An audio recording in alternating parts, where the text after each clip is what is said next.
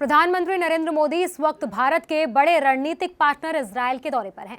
जब प्रधानमंत्री नरेंद्र मोदी इजरायल पहुंचे तो रेड कारपेट बिछा था, गार्ड ऑफ ऑनर तैयार था और एयरपोर्ट पर खुद इजरायल के प्रधानमंत्री बेंजामिन नेतन्याहू अपनी पत्नी के साथ स्वागत के लिए मौजूद थे। दोनों नेताओं ने गर्मजोशी से गले मिलकर दुनिया को मजबूत रिश्तों का संदेश दिया। करीबन 9 साल बाद इजरायल पहुंचे प्रधानमंत्री मोदी का स्वागत ऐतिहासिक रहा।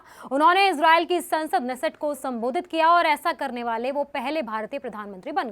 इस अवसर पर पूरी संसद मोदी मोदी के नारों से गूंज उठी। संसद में उनके सम्मान में विशेष रात्रि भोज का आयोजन हुआ और उन्हें speaker of the Knesset medal से सम्मानित किया गया, जो वहां का एक प्रतिष्ठित सम्मान माना जाता है। अपने संबोधन की शुरुआत प्रधानमंत्री मोदी ने हिब्रू शब्द शालोम से की, जिसका मतलब है शांति। यह सिर्फ अभिवादन नहीं था, बल्कि दोनों देशों के बीच गहरे सांस्कृतिक जुड़ाव का प्रतीक भी था। उन्होंने कहा कि वो 140 करोड़ भारतीयों की शुभकामनाएं और मित्रता का संदेश लेकर आए हैं।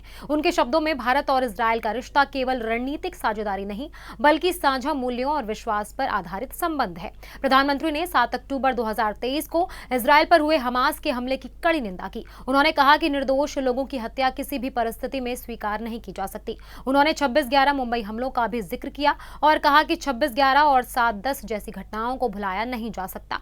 साथ ही उन्होंने गजा में हो रही निर्दोष नागरिकों की मौतों पर भी चिंता जताई और कहा कि स्थायी शांति केवल राजनीतिक समाधान और संवाद से ही संभव है। भारत ने क्षेत्र में शांति और स्थिरता के हर प्रयास का समर्थन किया।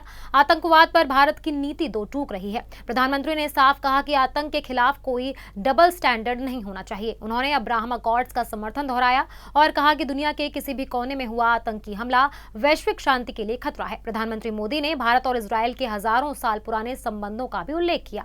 उन्होंने बताया कि प्राचीन ग्रंथों में भारत का जिक्र मिलता है और सदियों पहले यहूदी व्यापारी भारत आए थे।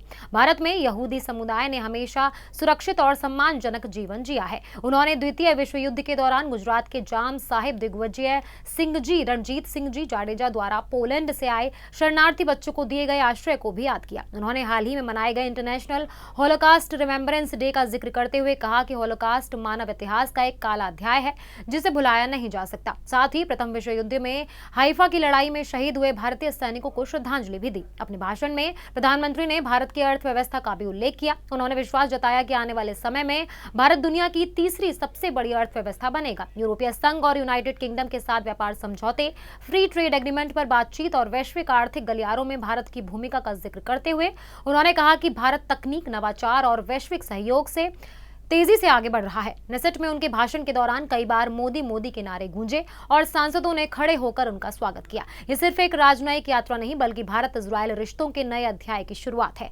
डिजिटल दुनिया के इस दौर में ये संदेश साफ है कि आतंक के खिलाफ सख्ती, शांति के लिए प्रतिबद्धता और दोस्ती में मजबूती, इजरायल से उठी ये गूंज आने वाले समय में दोनों देशों के रिश्तों को नई ऊंचाई दे सकती है।